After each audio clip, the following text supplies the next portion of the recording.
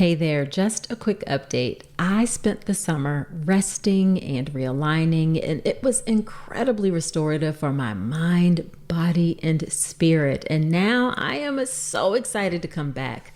Starting October 2nd, I'll be back with brand new episodes, fresh insights, and new resources to help you feel calm, confident, and empowered for your birth. Until then, enjoy this episode. Your birth matters, and I'm honored to be a part of how you prepare for it. Is it safe to drink caffeine in a pregnancy? Let's talk about it.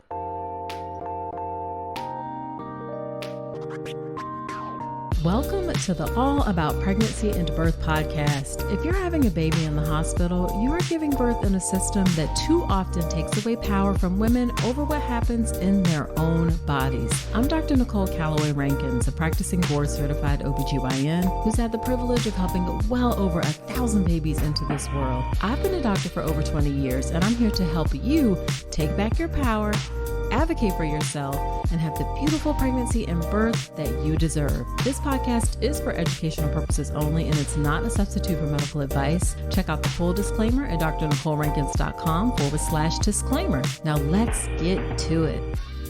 Hello there. Welcome to another episode of the podcast. Whether you are a new listener or you've been here before, I'm so grateful you're spending some time with me today.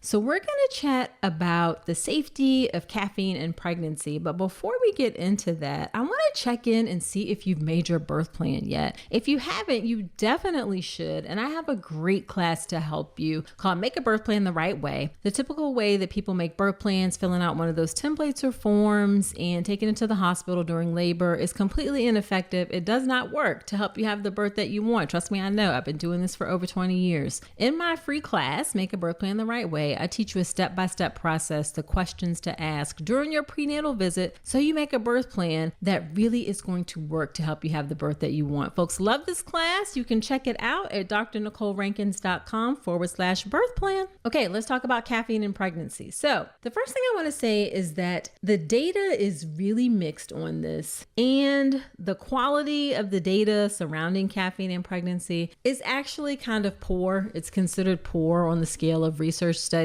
And I say that just so you know the type of information that's being used to come to the recommendations. It's also a challenging thing to study for a number of reasons. I'm going to share with you a few. One is that most of the time these studies are a retrospective assessment of caffeine intake, meaning they're asking people, hey, after the fact, right, after pregnancy, how much caffeine did you take in during your pregnancy? Or it's even like, how much caffeine did you take in last week? It's not like a real-time assessment of caffeine intake. And that's subject to something called recall bias, where people may not accurately recall how much caffeine that they took in. It's also difficult to estimate how much caffeine people are consuming for a number of reasons. It's challenging because there's a wide variation of caffeine content in beverages, and there are also big differences in serving sizes. The amount of caffeine in any particular beverage can vary. If it's coffee versus tea versus chocolate versus a soda versus an energy drink. Also, the portion sizes may vary. A typical cup is considered 100 milligrams of caffeine, but looking at analyzing caffeine content of different coffees from various coffee shops, it really varied from 72 milligrams of caffeine to 130 milligrams of caffeine per cup.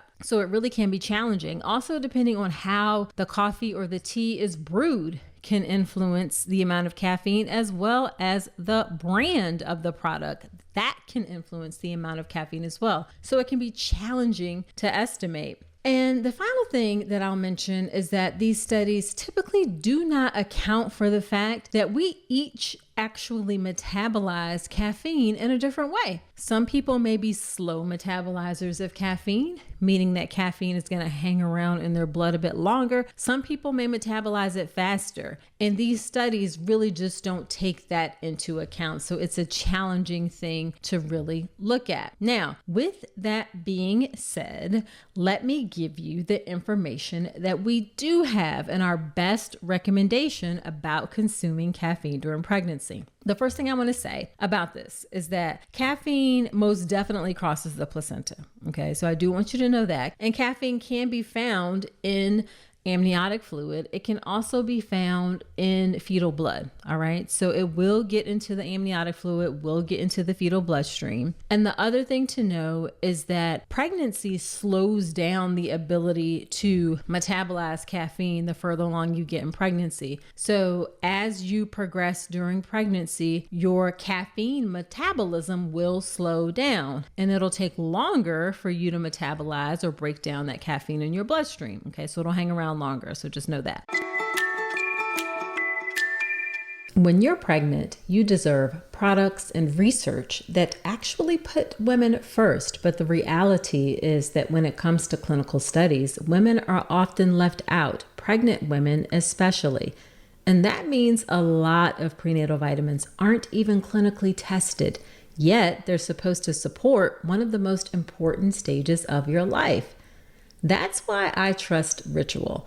Their essential prenatal multivitamin is the #1 best-selling prenatal and the only leading it prenatal backed by its own human clinical trial. In that study, moms taking Ritual had lower overall cortisol levels in pregnancy compared to a leading prenatal.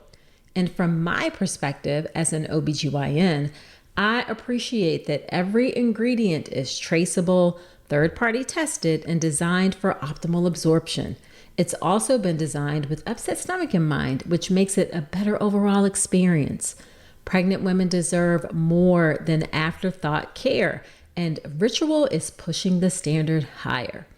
Don't settle for less than evidence-based support. Get 25% off your first month at ritual.com/Dr. Nicole. Start Ritual or add Essential Prenatal to your subscription today. That's ritual.com/Dr. Nicole for 25% off.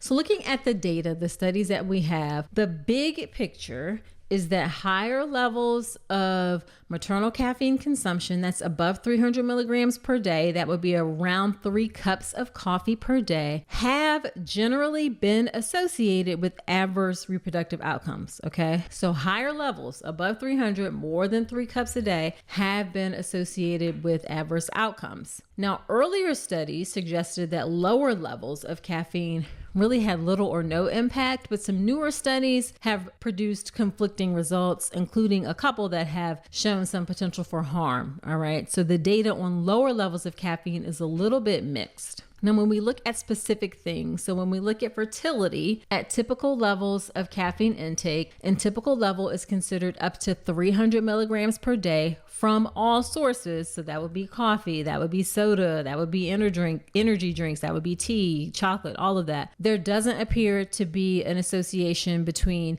caffeine consumption and your ability to get pregnant. All right. So those lower levels under 300 doesn't seem to cause any issues. When we look at pregnancy outcomes at typical levels of caffeine intake, and that's considered up to 300 milligrams per day, again, from all sources, there doesn't appear to be a convincing association between caffeine consumption and adverse outcomes. Okay, the data is a little bit mixed, but overall, there does not appear to be an association between congenital anomalies, between miscarriage, between fetal growth restriction, where the baby's not growing as well, and preterm birth. All right. There does not appear to be an association if you drink caffeine up to 300 milligrams per day or take in caffeine up to 300 milligrams per day. Interestingly, drinking caffeine around the time you get pregnant and during pregnancy in moderate amounts can actually decrease the chances of developing gestational diabetes. I learned that actually drinking coffee outside of pregnancy can actually reduce your chances of developing diabetes. I was not aware of that. And then another study also showed that there was some protection between drinking moderate amounts of coffee and preeclampsia, interestingly enough. And then finally, when we look at childhood outcomes, if mom is a heavy drinker, like if you drink a lot of coffee, then it can result in neonatal withdrawal, but it does not affect IQ. And although the data is a bit conflicting, there are some large studies that have shown an increased risk of high weight gain and elevated BMI if mom drinks a lot of coffee. Also, shorter height if mom drinks a lot of coffee, and what's considered overactive behavior. So kind of like behavioral problems if mom drinks a lot of coffee. So the final result, when we look at all the data, look at everything, this is what ACOG recommends, is that yes, you can consume caffeine in pregnancy. Yes, but you want to limit it. And actually, this is the recommendation for if you are trying to get pregnant, if you are pregnant, or if you are breastfeeding, you want to limit that caffeine consumption to less than 200 to 300 milligrams per day. That is about 2 to 3 cups of coffee per day. That's what I personally did during pregnancy. I am a very regular coffee drinker, and I did not stop during either of my pregnancies. I drank roughly 2 cups of coffee per day. This is just my own personal experience, not science. Both of my children turned out fine. We didn't have any issues. Although my first one did have a rare intestinal malformation and also was a preterm baby. I don't think that was associated with caffeine intake, but I just say that in full disclosure about my own experience of drinking coffee. So that's the recommendation, to limit it to 200 to 300 milligrams per day. Again, a cup of coffee is going to be about 100 to 150. Tea, an 8-ounce cup of tea is going to be about 50 milligrams. A 12-ounce soda is about 40 milligrams. If you want to know the caffeine content of a beverage, there's a website called Center for Science in the Public Interest. I will link it up in the show notes. The website is www.cspinet.org/caffeine-chart. That's a lot to remember, so you can grab the link in the show notes. And it lists the caffeine content of a whole lot of beverages, like pretty much anything you can think of. Okay, so there you have it. Be sure to subscribe to the podcast so you never miss an episode.